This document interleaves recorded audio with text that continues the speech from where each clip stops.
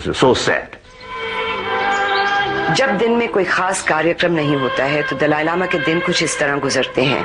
वो सुबह 3:30 बजे उठते हैं और 2 घंटे पूजा और ध्यान में गुजारने के बाद 5 बजे के करीब नाश्ता करते हैं और बीबीसी के खबरें सुनते हैं।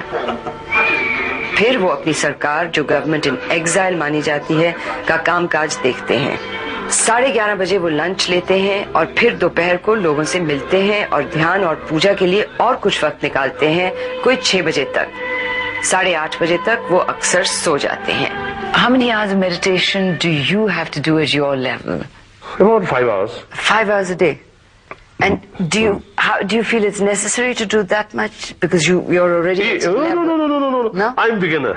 I'm just a simple Buddhist monk, and now the age now getting older and older, but spiritually still very young. So, you see, much things to be done. I always complain, you see, lack of time in my case. Dalai Lama के जीवन की पूरी कोशिश यही रही है कि तिब्बती सभ्यता और धर्म को किसी तरह सुरक्षित रखा जाए। इसमें उनको भारतीय सरकार का, वो मानते हैं, पूरी तरह से समर्थन मिला है। As a refugee, now not only provide place or shelter, but also, you see, give every support for self-sufficiency economically, but you see the other activities regarding preservation of Tibetan culture, Tibetan Buddhist spirituality, and also the proper education to the younger generation. All these fields, Government of India, I think, done maximum help. लेकिन वो ये भी कहते हैं कि राजनीतिक तौर पे भारत ने उतना नहीं किया जितना वो कर सकता था। Sometimes we feel the Government of India's, you see, the attitude is a little, overcautious, I feel. Sometimes I do feel the Government of India can do more. But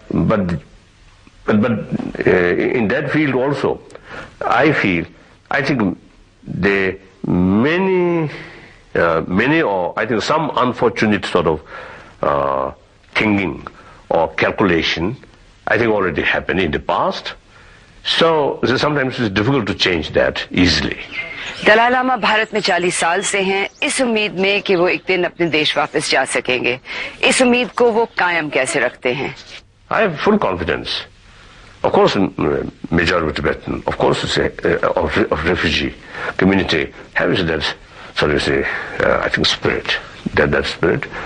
So suddenly, I feel the People's Republic of China, and also I think the worldwide, last, I think, the 10-15 years, much has changed. Before 89, when I was when I had opportunity meeting some Chinese, even the difficult to get opportunity, the many Chinese, you see, not showing interest to discuss or to meet with me. After Tiananmen, that situation, that atmosphere completely changed. More and more Chinese now, especially among the intellectuals, the thinkers, the artists, now showing interest or concern. I think on the basis of awareness of this true situation. So now I think since say the 89 and 89 now time goes. It seems our hope now getting stronger. I'm not seeking independence. Of course, the Tibetan history is concerned, I feel this is not a political decision. This is up to historian and a legal expert. Then you say, whatever the past, I'm looking forward, future. Even you say separate two nation, for mutual interest, we can happily join or happily, how to say, unite. So this is my, the fundamental belief. So you're seeking autonomy, not independence. That's right. That's right. Since now more than 2 decades, this is my sort of, firm belief and stand. So we are not anti-Chinese. We are, we are not anti-communism. Our struggle, not necessarily struggle between, on the basis of ideology. But our struggle is, we have certain right. And we have this beautiful tradition, ancient culture. Yeah. This is something not only ancient, but today's, it is relevant to today's world. Therefore, the Tibetan Buddhist culture not only benefit for Tibetan people, but also larger community in this part of the continent, and also is including many Chinese.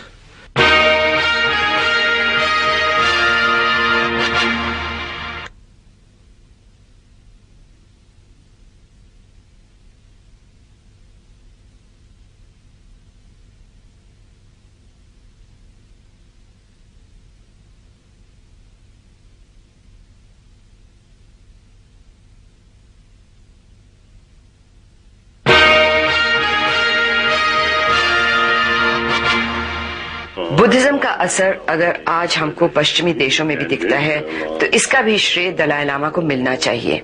There is something indescribable. I think the most that people say is that he sort of seems to emanate compassion, and you do have a reaction, which is a great sort of love. When you see him, you know that he knows what he's speaking about. You know that he's experienced it, and he's giving it out of his own experience. There is something there that you know that is there. It's up to us to catch it or not to catch it. तिब्बती संस्कृति के लिए समर्थन मांगने वो पश्चिम के देशों में लगातार टूर करते हैं और जिस तरह से भी वो समर्थन मिलता है उसका वो स्वागत करते हैं. हॉलीवुड के मशहूर एक्टर रिचर्ड गियर मक्लाउडगंज आए हुए थे दलाई लामा का उपदेश सुनने. इसके बाद वो दिल्ली पहुंचे जहां 10 तिब्बती अनशन पे थे तिब्बत पे दुनिया का ध्यान आकर्षित करने की उम्मीद से. What is it about Buddhism, Your Holiness, that attracts so many glamorous Hollywood movie stars like Richard Gere, like Sharon Stone? What is it that appeals to them, do you think? Individual case, I don't know. But generally, there are, I feel, two types. One, let's say, I think during late 60s and the early 70s, what to call hippie? What's it? Hippie. Hippie movement. Hippie movement. Oh, more or less something like, I think, because of fashion. Oh, that's, I think, one level. Or curiosity. And then another level is they study or the Western, the materialistic way of life, and get some kind of frustration, and try to seek some spiritual way. But then those spirituality which strictly based on faith alone, that also is not satisfied.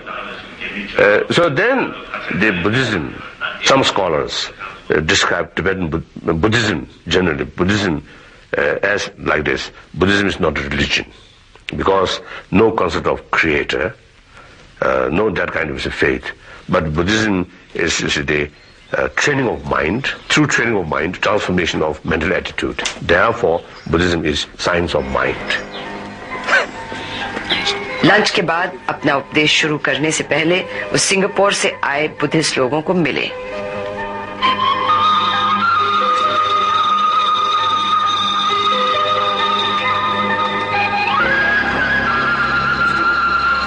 शाम होने तक दलाई लामा का उपदेश जारी रहा. ये तिब्बत के 14वें दलाई लामा हैं. उनका जीवन औरों से कहीं ज्यादा कठिन रहा है, लेकिन कभी भी उनका अपने धर्म, अपनी सभ्यता में विश्वास कम नहीं हुआ है. और इसी विश्वास को अपने लोगों को देकर उन्होंने तिब्बत का सपना जिंदा रखा है. When you think of Lhasa now, of all those years ago, it's what, since 59 that you've been away from it.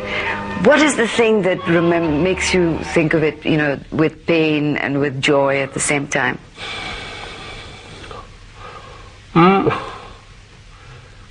What do you miss most? Frankly speaking, not much. No? Personally, not much. I think the only, I think the one, I think one, one thing, in Dharamsala, during monsoon, too much rain and very wet, then sometimes they feel or climate Lhasa during summer, very pleasant.